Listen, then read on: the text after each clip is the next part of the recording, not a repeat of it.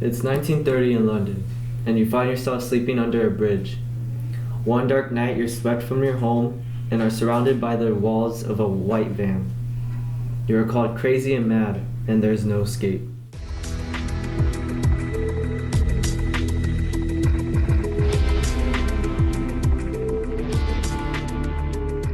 In today's podcast, we're going to discuss the history of insane asylums and the inequity in the system. Insane asylums in the 18th to the 20th century failed their patients with inhumane treatment and barbaric living conditions. Hi guys, I'm Lily. I'm Max. I'm Aidan. And I'm Siri. And welcome to the I Heart Mom podcast. Today we are much better at treating quote-unquote undesirable members of society, but we still got a long way to go. Content warning, as we will be discussing inhumane treatments used on asylum patients in the 1900s. Some of these may be graphic. Hey Siri, what's an insane asylum? Insane asylums, which were the precursor to our modern psychiatric hospitals, have evolved a lot since the 18th century. The first insane asylum was built in Virginia. It was called Eastern State Hospital, and the first patients were admitted on October 12, 1773. Thanks Siri.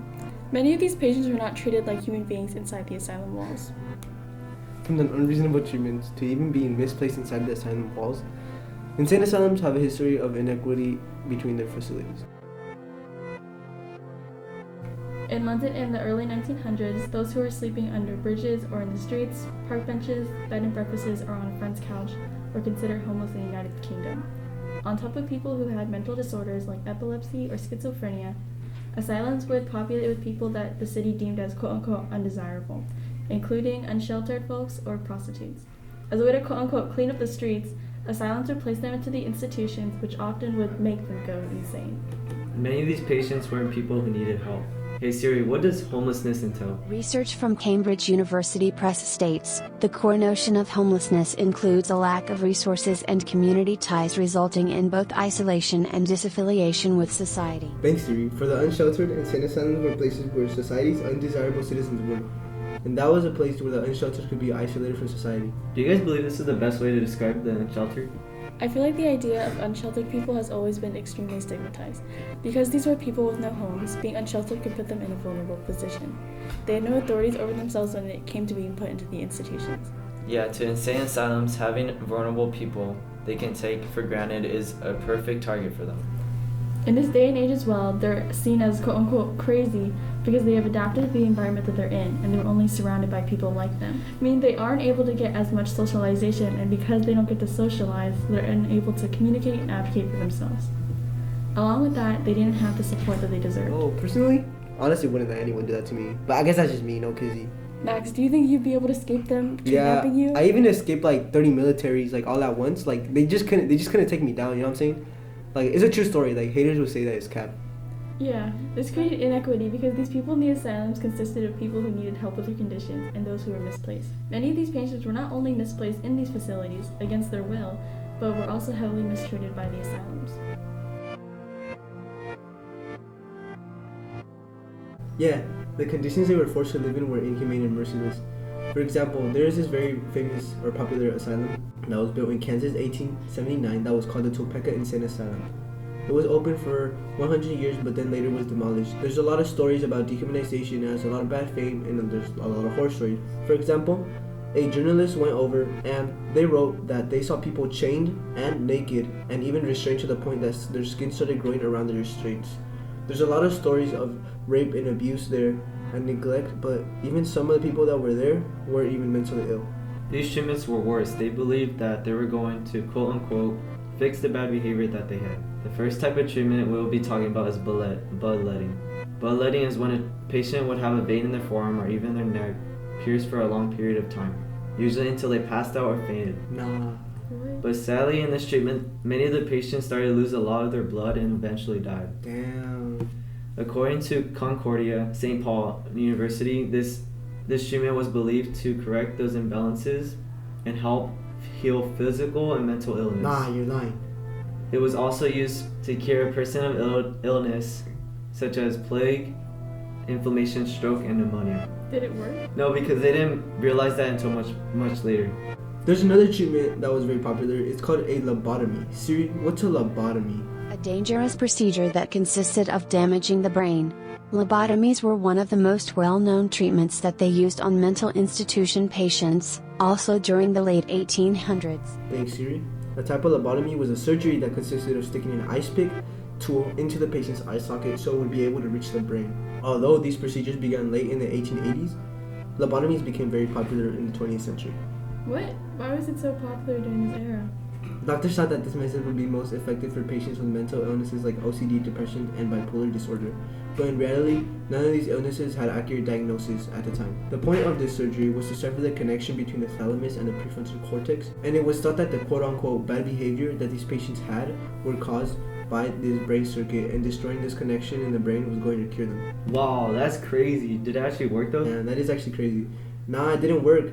About 5% of the people that had lobotomies done on them at least died, but if they didn't die, there would also be severe brain damage left in the patient's brain. Wow, that's really sad. How did they act after this? Well, many of the patients were very had a very blank personality and weren't really the same person, or they were confused, or sometimes showed anger, or their emotions were really unpredictable.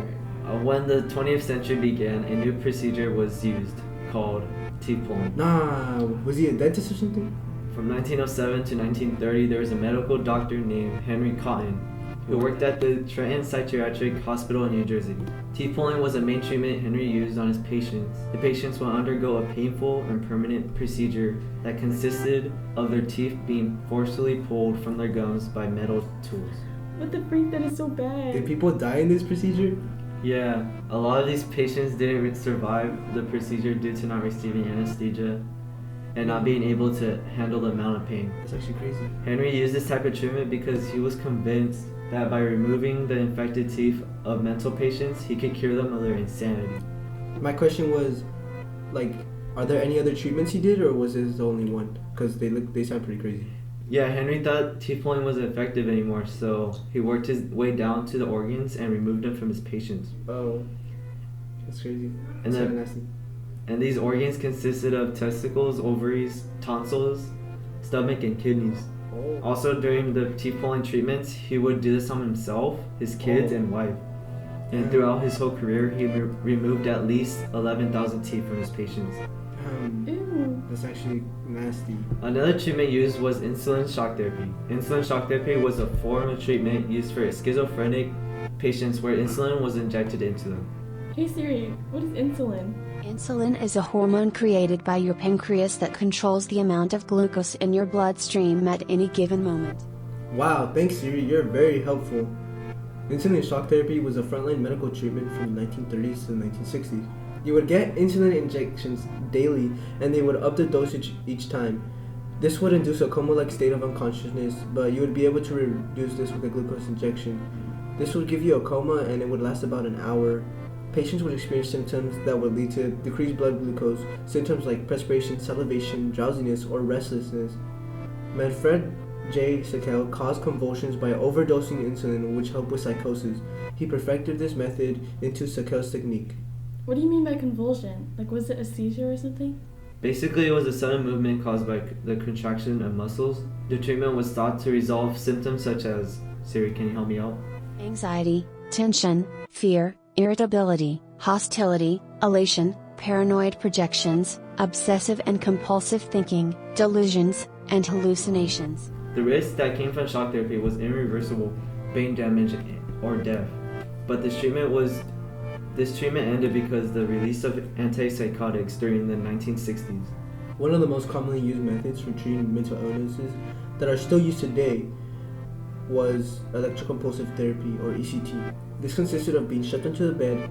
You would get a headphone type thing strapped into your head that was called electrodes, so that when they would turn it on, electrical currents were being sent through your brain enough to give you a seizure. Did it work for the patients? I mean, this method is still very used today, and it did work, but I mean, in the back in the day, it was very violent, and I mean, they didn't really it wasn't really safe. For example, when they first started using these in the 1930s, many patients were not put under anesthesia and had violent seizures. Nowadays, they have more controlled seizures, and it isn't that dangerous. And then sometimes patients would even break their bones or bite their own tongues, and they would hurt themselves. What was even the point of doing that? Well, to the doctors, ECT was an efficient way to cure depression and schizophrenia. Fortunately, the dangerous treatment stopped from the 1950s to the 1970s because of the rise of antidepressants.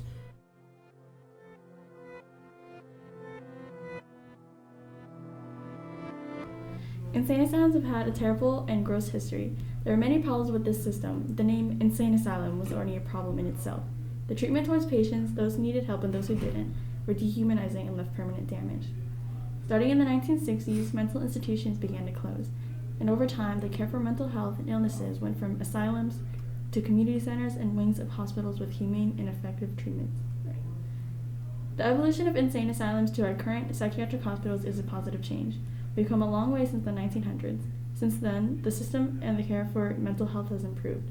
People are only put in psychiatric hospitals if they have proven mental disorders. Mental health in this generation has also been less stigmatized. Therapy and medication are available for many of the illnesses that once made someone mad. We still have a long way to go. The unsheltered population is still a vulnerable community, not to the extent of preventing them from being swept from the streets, but one approach is an organization combating that: Community Through Hope. Whoa, thank you, Aidan. Community Through Hope is a program that serves the unsheltered community in Chula Vista, California, with immediate resources such as food, legal documents, and medical health care, as well as providing space for the quote-unquote undeserved, undervalued, and underrepresented. We need to see more programs like Community Through Hope that address mental health patients and vulnerable populations like the unsheltered as a whole. To close off this podcast, we wanted to shout out to all the moms out there and my podcast group for being awesome. We love our moms. Thank you for listening. No crazy.